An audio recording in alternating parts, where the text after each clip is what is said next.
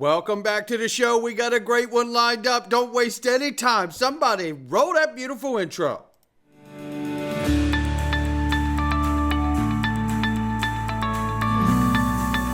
Digital Perspectives with Brad Kimes. Come on in.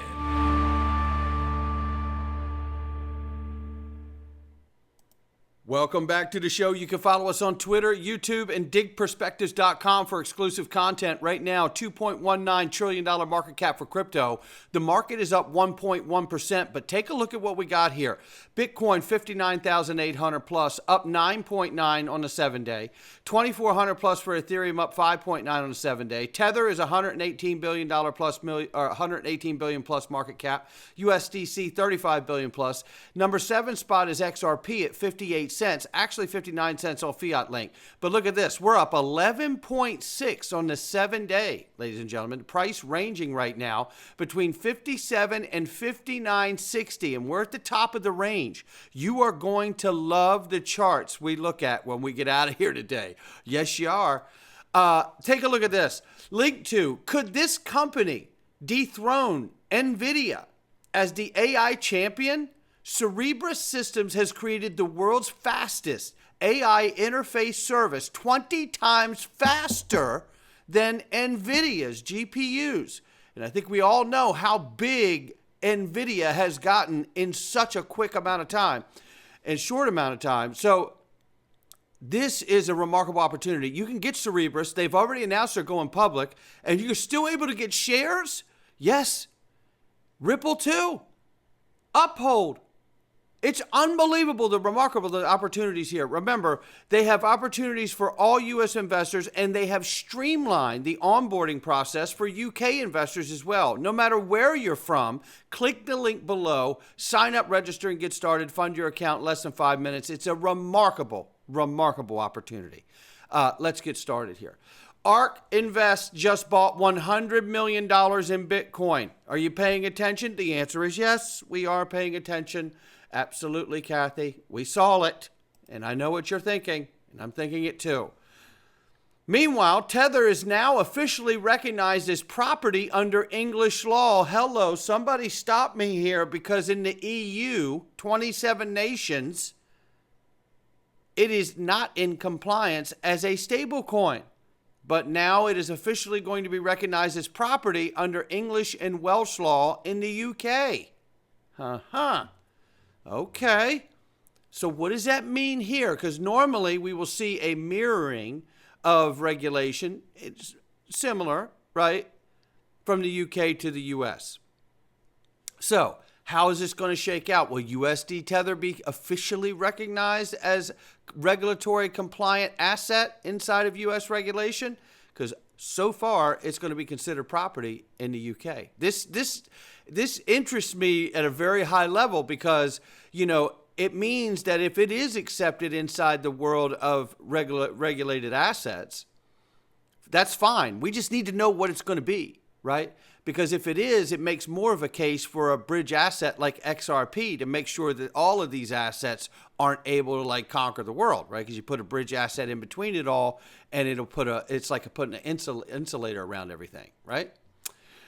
And we also know that while Tether is being looked at as property inside the UK and looked at as a out of compliance token inside the EU, Saudi Arabia is indicating that they are considering new ideas, including the use of Chinese yuan, considering it a petrodollar, petro-yuan, in crude oil settlements.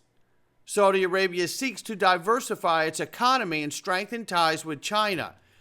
You know, I said this last week that, you know, they're still using US dollars, obviously, but they're starting to accept on a more broad and wider level other currencies like the Chinese yuan as well. They've already started doing this, so it's not that they're considering it. They're just considering doing more and more and more of it. That helps to weaken the dollar because the dollar is exclusively traded in oil, making it a petrodollar, and that's where we really get the closest tie to any kind of peg or backing to, even though it isn't, right? However, this gets very interesting because we know that there's shifts happening around the world. So whether we're talking about the digital economy and what could be competition to the dollar, like Tether in the digital realm. And then we're talking about other currencies of the world being more broadly accepted, like the Chinese yuan for oil, which absolutely challenges the dollar directly on its face. There are pressures and angles coming from all directions now. I hope that is making that clear, because it is something we cannot ignore. SWIFT isn't ignoring it either, because we know that we covered last week that SWIFT is outlining their digital asset and payment system and the vision for that for the future. They're moving forward.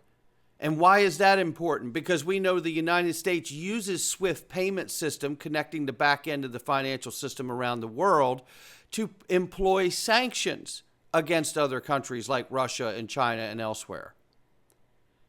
And the more BRICS become independent, those countries become independent with their own payment system, the less the U.S. can have control over the other countries with sanctions.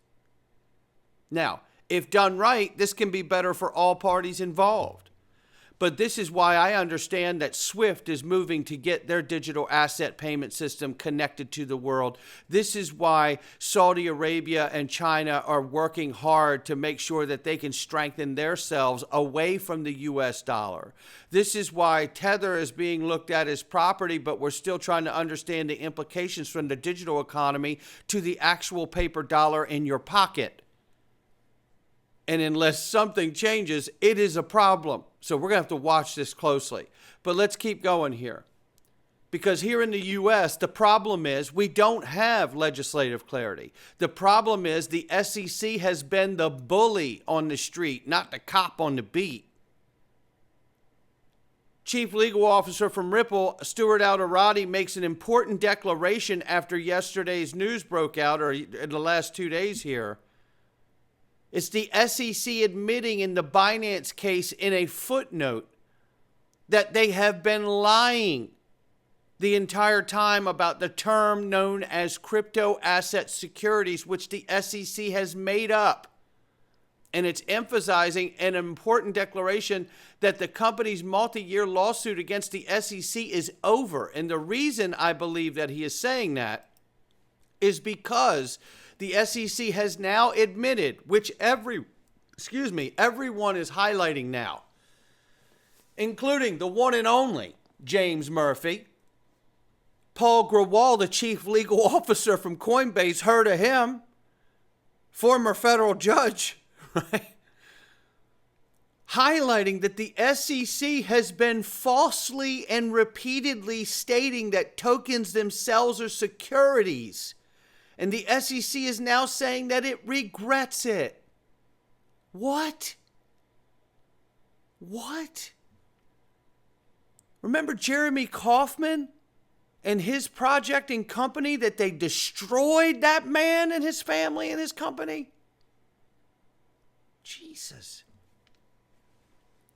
And they just come out in a footnote and go, yeah, you know what? As the court noted, and the SEC reiterates with its use of the term crypto asset securities, the SEC is not referring to the crypto asset itself as a security, rather as the SEC has consistently maintained, which it is not. Since their very first crypto asset Howey case, SEC litigated the term in shorthand, and that's what they say, it's a shorthand, just like we use shorthand for ISO tokens. And then certain people go crazy because they don't understand the difference. I understand the difference here, but the problem I'm hearing in this is signaling something possibly bigger. And I'm not trying to be an alarmist. I'm not trying to be a hypist. But ask yourself, where would the SEC find this level of humility? Where would they find this level of clarity all of a sudden? The SEC is now admitting it made up the term crypto asset security. That kind of humility only comes when something is afoot. Yes, I'm asking you and everyone who's listening, is this a signal that the Harris team is quietly putting some kind of legislation together for an October surprise to gain favor at the voting booth? Because if not, you know the next administration is going to put it through. Why would the SEC now be admitting this? And I think we all know that this admission basically says we're done here, SEC. Right? If they're admitting that the general term crypto asset security is made up, which it obviously has been, then what is the SEC even doing here suing anyone unless there's fraud or illegal activity happening? This is going to get real good real quick because this is what Tom Emmer says. In response to falsely and repeatedly making up the term crypto asset security, Tom Emmer says, great, then the SEC and congressional Democrats should have no issue with us codifying this in law with the Securities Clarity Act, which is exactly what that says. You feeling? You smelling what I'm stepping in here? What is the real motivation for the SEC and Gary Gensler, who for all of 4 years has not embarrassed no matter what they've done or said, and now all of a sudden are showing humility and admission here? I feel like they would only do that if they themselves know that they're about to change the game or attempt to. If I'm wrong, but we'll see. But I don't trust any of these people, and I'm going to tell you, we got something to look at. Look, I want to show you this as a reminder. Donald Trump says in another 2 days, they're releasing something that will put the outdated, slow banks behind. The future with crypto and leaving the slow and outdated big banks behind. And there you have it. We'll see what that is in 2 days. But you know what I know is that, as Caitlin Long rightfully says here, who has Custodia Bank, who's been denied a master account with the Federal Reserve because her bank would do 1-to-1 or with a surplus, they would not exercise fractional lending like the rest of the banking system. And I believe they told her she can't have a master account because she would become the most strongest, powerful, dominant bank in about 2 minutes. And it would force the rest of the banking industry to be just like her, or otherwise everyone would put their money with her because there's no fractional lending done with Custodia Bank. That's the plan, which would make it the strongest bank in the world. And they're not going to allow it, so that's why they've not been giving her a license. So that Donald Trump is pursuing something that will push the banks is exciting to me, because that is where I believe the SEC's weaponization and the OCC's weaponization has been coming from. Looking at the charts now, Egg Reg Crypto says here, for a crystal clear perspective, delve into the intricacies of the 4 key levels here. And you take a look at this and we see structural form, sentiment status, macro range, psychological zone. And you know that is a serious zone. If you've not been in this space and witnessed what XRP does when it gets at $1 or breaks $1, boy, are you in for a treat. I mean, you are in for a treat. One thing I could say is that being in this space since 2017 and seeing 2 massive bull runs for this space and XRP, I could tell you witnessing XRP when it gets up and gets out of here is like watching a rocket take off at Cape Canaveral. You can't believe the way it looks when you're actually there watching. Because when you watch a rocket like Space Shuttle and stuff like that on television, the camera follows the rocket the entire time. You don't have any context to how fast that thing's getting out of here. But if you're actually at Cape Canaveral, like I've been to watch a rocket launch a couple times, I can tell you right now, it is remarkable how fast those things are getting away from the planet. So this is the same thing when it happens. We just need it to happen. And some are hinting it already has. Look at this. Crypto Insight UK XRP versus ETH chart has shown a consistent higher highs and higher lows. And that is nothing but a good sign. Shout out to Crypto Insight UK. Give him a follow. He's amazing. And so is Dark Defender and Egg Rag Crypto. And here we see a finish with Dark Defender, who's also looking at the XRP Ethereum chart. And he says, we have waited for this moment for 6 years. XRP will flip Ethereum. The XRP ETH in the monthly time frame. XRP is free. As you can see, this is what he's referencing right here. And what a remarkable moment that may turn out to be. All we got to do is sit back and watch it happen. Digperspectives.com, click the Freedom Zone and come on in. We're going in right now. You want to talk about October surprise.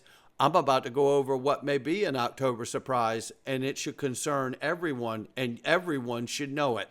We're going into the Freedom Zone right now, not financial advice from me or anyone else. Come on in. Oh boy. Well, they're not all good, but you're going to need to know it. Let's get into it.